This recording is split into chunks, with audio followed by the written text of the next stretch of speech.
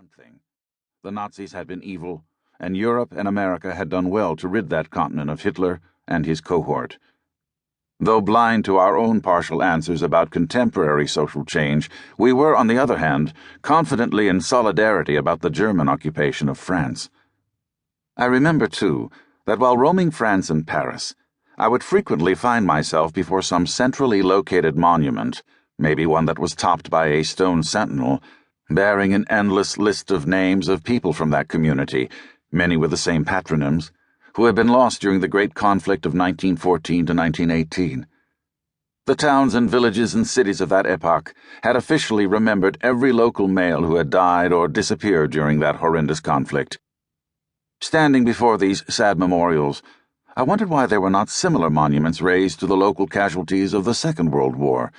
Yes, in post offices and other official buildings, in museums and some schools, we find names of those affiliated with a particular institution who died during World War II, but more often than not, that list is tacked onto a First World War plaque or monument almost as an afterthought. Furthermore, the lists are for the most part composed of names of those who died in deportation, or who publicly or violently resisted the occupation. Rarely do you find lists of the region's military who died during the war. One senses the lack of a widespread communal and patriotic desire to remember, as if World War II had had a much more modest impact on national and local history. This should not be surprising. Even today, the French endeavor both to remember and to find ways to forget their country's trials during World War II. Their ambivalence stems from the cunning and original arrangement they devised with the Nazis, which was approved by Hitler and assented to by Philippe Pétain, the recently appointed head of the moribund Third Republic that had ended the Battle of France in June of 1940. This treaty, known by all as the Armistice, had entangled France and the French in a web of cooperation, resistance, accommodation, and later of defensiveness, forgetfulness, and guilt, from which they are still trying to escape.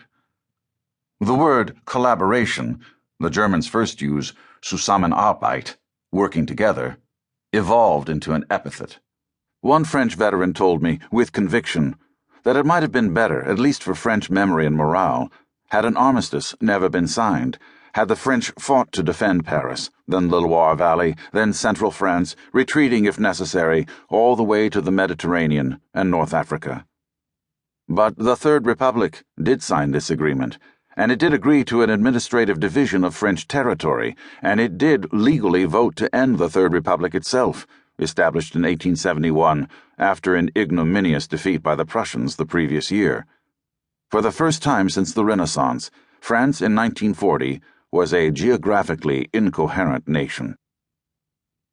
Footnote: the very northern part of France was attached to the military government of Belgium.